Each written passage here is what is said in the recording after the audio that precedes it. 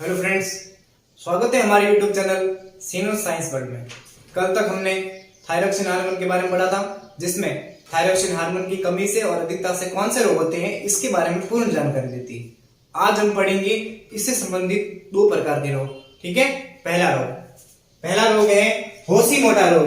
अब होशीमोटो रोग क्या होता है इसके बारे में जानकारी दे देता हूं। होशीमोटो रोग थायराइड ग्रंथि से ठीक करने के लिए औषधि दी जाती है।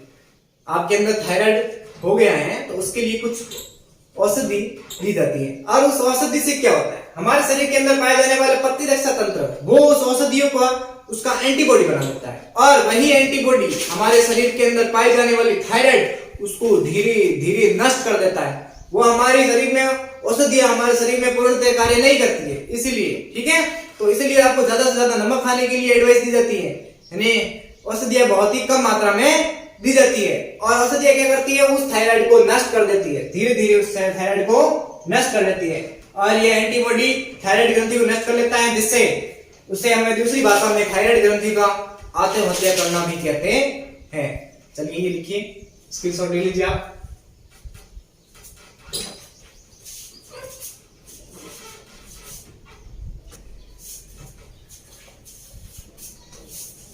तो फ्रेंड, होशीमोटो रोग के बाद में आता है कैल्सिटोनिन रोग।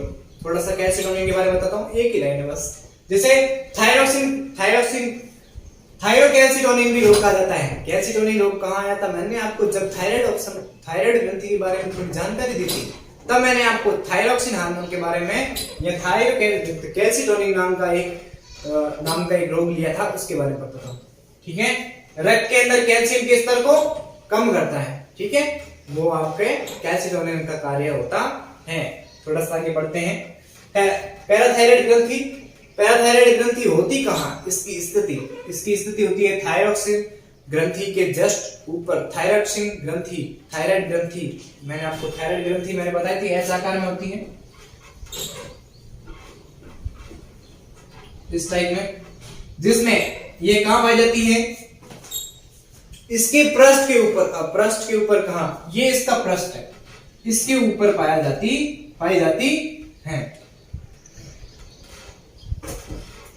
इसकी खोज करता किसी का है, रेनाल्ड को। यदि आपको इसके अंदर कंफ्यूजन का सवाल है, कैसे, इसकी खोज करता कौन है, रेनाल्ड, ठीक है, लेकिन इसका विस्तृत अध्ययन किसने दिया था भैया, सेंट्रोल ने। यदि आपके एग्जाम में पूछ ले तो आपको ध्यान रखना पड़ेगा कि इसकी खोज करता तो रेनाल्ड है, और इसके बारे में विस्तृत अध्ययन पूरी जानकारी किसने दी थी, सेंट्रोल ने। ठीक है, चलिए अब इसकी स्थिति यहां पे होती है, किस आकार में होती है, माप इसका होता है 6x3x2, यानी कि इसकी लंबाई कितनी होती है 6, चौड़ाई कितनी होती है 3, और इसकी ऊंचाई कितनी होती है 2 सेंटीमीटर के ऊपर। ठीक है, तो ये आपको जानकारी रखनी पड़ेगी।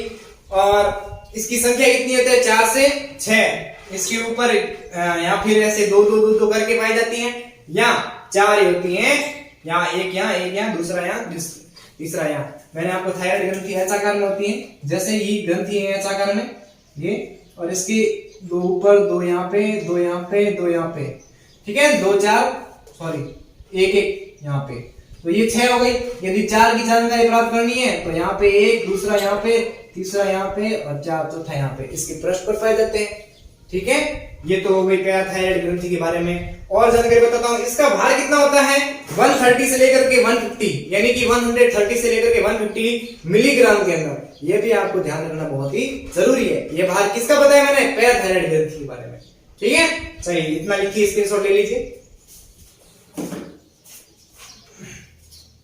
हाँ, तो अब हम आपको जानकारी देते हैं पैराथायराइड ग्रंथि का कार्य।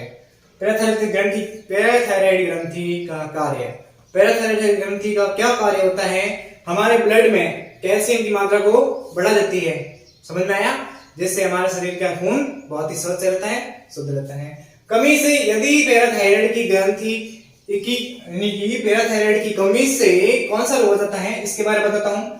टिटेनिक यानी कि अपनाती का रोग हो जाता है। बहुत ही अजीब नाम है, पहली बार सुने होंगे, लेकिन ये रोग पैराथायराइड की कमी से होने पे रोग हो जाता है। इस रोग में मांसपेशियों में संकुचन या शिथिलन हो जाता है, यानी कि उसकी मांसपेशियां, यदि किसी व्यक्ति को पैराथायराइड रोग हो जाता है, पैराथायराइड रोग हो जाता है तो उसके शरीर के अंदर, उसके शरीर की मांसपेशियों में या तो संकुचन हो जाएगा या शिथिलन, यानी कि वो उसके अंदर उसकी मांसपेशियां फैल जाएगी। ठीक है, थोड़ी जानकारी और प्राप्त करते हैं। जैसे मांसपेशियों में ऐंठन आ जाती है, यानी कि या मांसपेशियां फैल जाएगी या मांसपेशियां संकुचन हो जाती है, जिसमें उसके अंदर ऐंठन आ जाती है जो टुकड़ों के रूप में बढ़ जाती है, छोटे छोटे टुकड़ों के रूप में, और टाइट या उसके ढीले पड़ जाते हैं मांसपेशियां।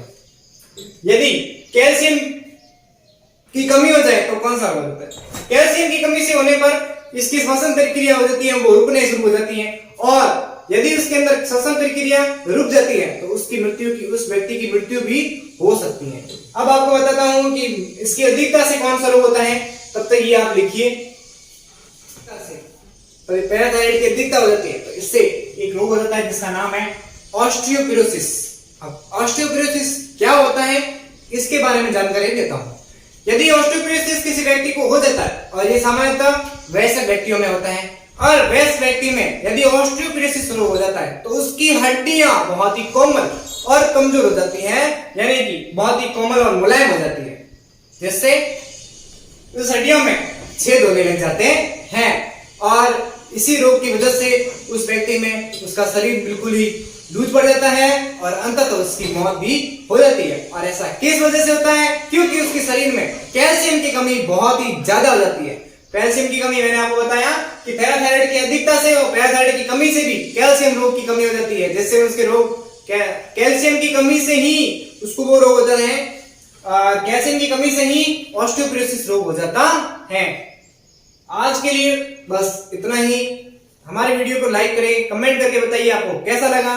घर पे रहें, सुरक्षित रखें, और ज्यादा से ज्यादा शेयर करके अपने मित्रों को भेजिए। और इस वीडियो को पसंद आया तो लाइक कीजिए, सब्सक्राइब करना बिल्कुल ना भूलें, लाल कलर का बटन दबाएं।